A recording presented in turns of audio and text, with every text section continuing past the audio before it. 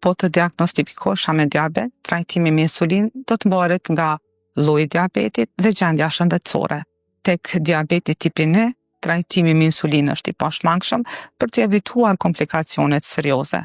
Ndërkaq tek diabeti tipi 2, trajtimi me insulin është opsionale. Në rastet kur menaxhimi i stilit të jetesës dhe përdorimi i banave është i pamjaftueshëm, atëherë mund të shqyrtohet mundësia për trajtimin me insulin. Por gjithmonë vlerësimin dhe trajtimin e duhet të bëhet dhe vlerësohet nga ana e mjekut.